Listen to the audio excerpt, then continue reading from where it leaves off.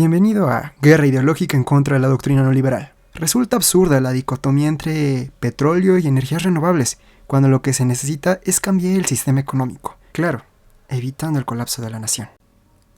Está claro que ante la actual emergencia climática se necesita reducir el uso de combustibles fósiles y transitar hacia las fuentes renovables, en particular solar y eólica. Creo que el problema es mucho más complejo que una simple dicotomía. ¿Cuál dicotomía? Pues que las energías fósiles son malas y las renovables son buenas.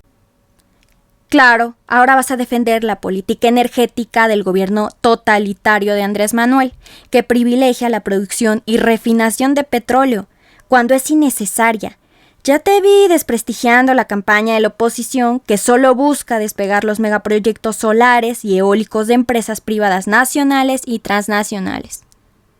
De nuevo, el problema es mucho más complejo de lo que crees. De hecho, investigaciones científicas como la de Jason Hickel y Georgios Kallis han demostrado que no es posible un crecimiento económico constante exclusivamente a partir de las fuentes renovables. El crecimiento económico presenta un dilema, ya que como sociedad debemos elegir entre crecer económicamente y que las emisiones sigan incrementándose, o decrecer y salvar al planeta, que es salvarnos a nosotros mismos. ¡Ja! Tú también presentas una falsa dicotomía entre crecer y salvar al planeta.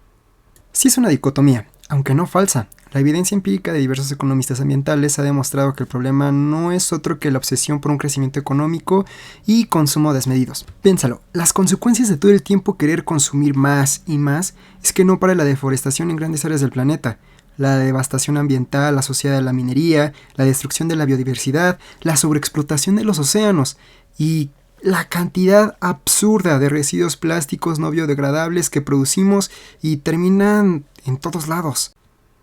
Entonces tu solución es dejar de crecer. Clásico de un obradorista, ¿que no piensan en las consecuencias de dejar de crecer?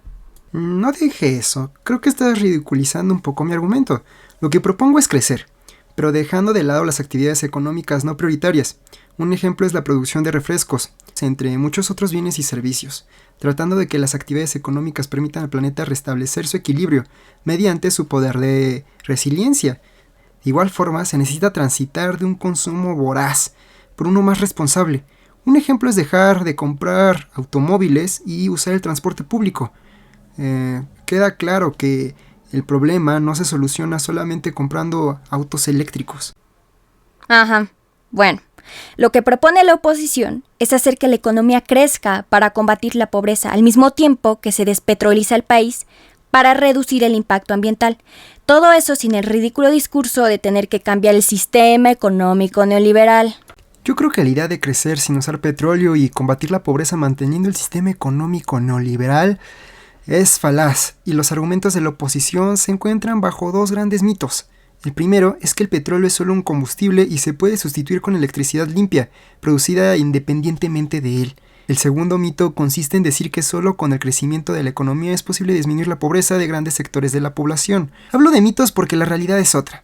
En el mundo existe un nexo entre los hidrocarburos y la infraestructura para el aprovechamiento de las fuentes renovables. Piensa solo en el concreto de una presa, el acero de una torre eólica, la minería de elementos críticos para la electrónica, los paneles solares y las baterías, y en los materiales plásticos que se usan en cada vehículo eléctrico. También en el transporte pesado terrestre, el transporte de carga marítimo y la aviación, solo para citar algunos ejemplos de lo que no podemos hacer sin petróleo y sus derivados. Incluso la agricultura industrial no sería posible si, como propone la oposición, dejamos el petróleo en el subsuelo. Pero las energías renovables son limpias. Que no te engañen, eso es a todas luces una mentira. Los grandes proyectos de infraestructura renovable tienen un impacto mucho mayor sobre la Tierra, ya que necesitan, en promedio, 50 veces más espacio que los combustibles fósiles para obtener la misma cantidad de energía. Piensa en las energías renovables a escala industrial para subsanar el consumo del país. Por ejemplo, la minería a cielo abierto de elementos indispensables para la infraestructura de las renovables ha provocado conflictos socioambientales y no cambia las relaciones de explotación del planeta, sino que representa la renovación y expansión del viejo sistema extractivista. Bueno, tal vez debemos repensar el uso de las energías renovables, pero no puedes negar que el crecimiento económico y la globalización son necesarios para combatir la pobreza. Eso tampoco encuentra validez empírica. Por ejemplo, La globalización ha provocado que en las últimas décadas el 1% más rico de la población, imagínatelo, incrementara en un 60% su fortuna, mientras que el grueso de la población se ha empobrecido, lo que muchos economistas denominan desigualdad, pura y dura. Ahora, hablemos del mito detrás del crecimiento económico. Si bien campesinos y trabajadores rurales han emigrado a las ciudades, como es el caso de países como Vietnam, China y parte de México, en la realidad se han beneficiado del outsourcing de las economías del primer mundo, incrementando solo ligeramente sus ingresos. Esto a costa de peores condiciones de trabajo, menores derechos y la destrucción de la agricultura tradicional, así como de las economías locales. No te creo. ¿Cómo es posible que la globalización afecte tanto a los pobres y favorezca tanto a los ricos? Pues, ¿qué te puedo decir, querida amiga? Un ejemplo es el sistema financiero actual, el cual permite que los ricos se vuelvan aún más ricos porque obtienen retornos mucho mayores por sus inversiones. El sistema financiero bajo el modelo neoliberal fue dejando de lado su tarea principal, que consistía en canalizar el ahorro hacia diversas inversiones para apoyar a los pequeños y medianos empresarios. En contraste, se ha centrado en canalizar el ahorro hacia inversiones dirigidas a los magnates dueños de las grandes transnacionales. Si el crecimiento económico verde no va a poder afrontar la crisis ambiental y tampoco puede conseguir una disminución de la pobreza, ¿cuál podría ser la solución? Oh, querida amiga mía, en lugar de seguir obsesionados por el crecimiento económico, deberíamos pensar en cómo manejar el descenso y el final del neoliberalismo.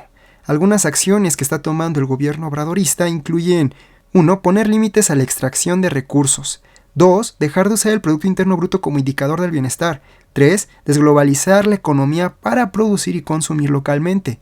4. Redirigir el gasto público hacia las necesidades prioritarias, como transporte público, salud, educación. 5. Transformar el sistema alimentario hacia la agroecología. 6. Acabar con la obsolescencia programada. 7. Replantear el sistema financiero dejando a un lado el sistema bancario cooptado por unos cuantos que solo sirven a intereses particulares. Lo que dices que hará el gobierno suena radical y utópico. No tanto. México está en vías de una gran transformación. La esperanza es superar el neoliberalismo de manera planificada, creciendo lo suficiente para pagar lo antes posible la deuda externa, evitar el colapso de la economía nacional y entrar en una senda de desarrollo económico que a largo plazo respeta el medio ambiente.